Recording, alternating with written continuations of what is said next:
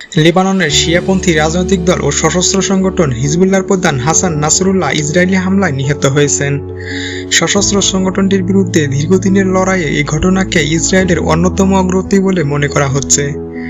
এই ঘটনার মধ্যে দিয়ে মধ্যপ্রাচ্য আরও বেশি ধ্বংসাত্মক সংঘাতের দিকে যেতে পারে, আর এই সংঘাতে জড়াতে পারে ইরান এবং যুক্তরাষ্ট্র। লেবানন ও ইসরায়েলের উত্তেজনা করে পরিস্থিতি কোন দিকে মোড় নিতে পারে, 3টি প্রশ্ন এবং উত্তরের মাধ্যমে তা ব্যাখ্যা করব। নাম্বার 1, কি করবে হিজবুল্লাহ?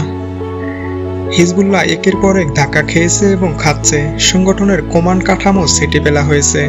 হিজবুল্লাহর ডজনের বেশি শীর্ষ কমান্ডারকে হত্যা করা হয়েছে। পেজার আর ওয়াকিটকি বিস্ফোরণের মাধ্যমে হিজবুল্লাহর যোগাযোগ ব্যবস্থা ধ্বংস করা হয়েছে। একের পর এক বিমান হামলা চালিয়ে সংগঠনটির অনেক অস্ত্র ধ্বংস করা হয়েছে। যুক্তরাষ্ট্রভিত্তিক মধ্যপ্রাচ্য বিষয়ক নিরাপত্তা বিশ্লেষক মোহাম্মদ আল বাশা বলেন, হাসান নাসরুল্লাহ নিহতের ঘটনা গুরুত্বপূর্ণ প্রভাব ফেলতে পারে, হিজবুল্লাহকে অস্থিতিশীল করে তুলতে পারে।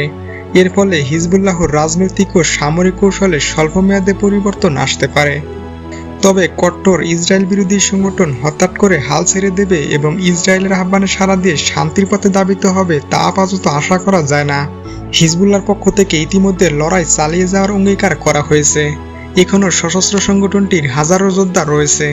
তাদের অনেকেই সিরিয়ার যুদ্ধ করার অভিজ্ঞতা রয়েছে। তারা প্রতিশোধের দাবি তুলেছেন। শুধু কি তাই, হিজবুল্লাহর অস্ত্রাগার বেশ সমৃদ্ধ। দূরপাল্লার ও নির্ভুল নির্দেশিত ক্ষেপণাস্ত্র রয়েছে সংগঠনটির বহরে। এসব ক্ষেপণাস্ত্র দিয়ে ইসরায়েলের তেল আবিব এবং অন্যান্য শহরে হামলা চালানো সম্ভব।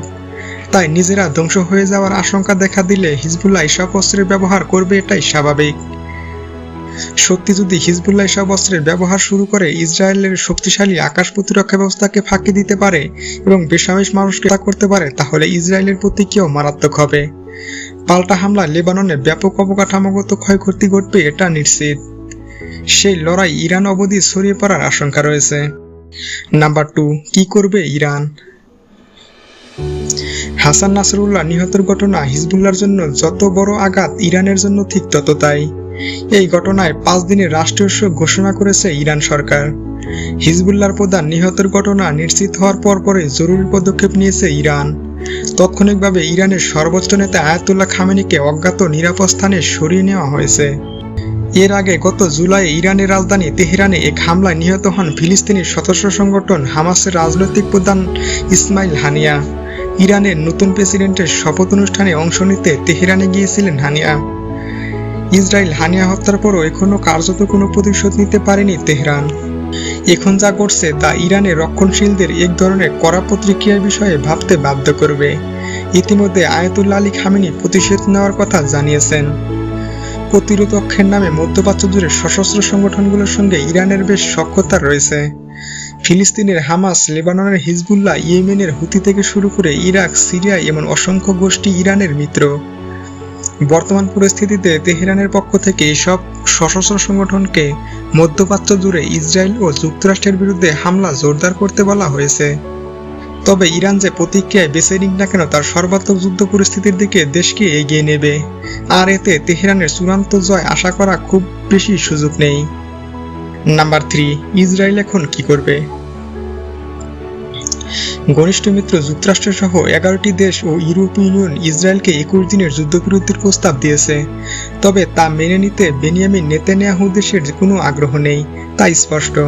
হাসান নাসরুল্লাহ হত্যাকাণ্ডের আগে এ বিষয় নিয়ে সন্দেহ করার সুযোগ থাকলেও এখন আর সেটা নেই।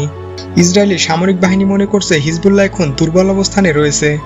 হিজবুল্লাহর পক্ষ থেকে ক্ষেপণাস্ত্র হামলার হুমকি দূর না হওয়া পর্যন্ত অভিযান চালিয়ে যাওয়ার পক্ষে দেশটি অবস্থান নিতে পারে। ইতিমধ্যে সীমান্ত ঘেঁষা এলাকা ইসরায়েলি বাহিনী সম্ভাব্য স্থল অভিযানের প্রস্তুতির ভিডিও ফুটেজ প্রকাশ করেছে দেশটির প্রতিরক্ষা বাহিনী।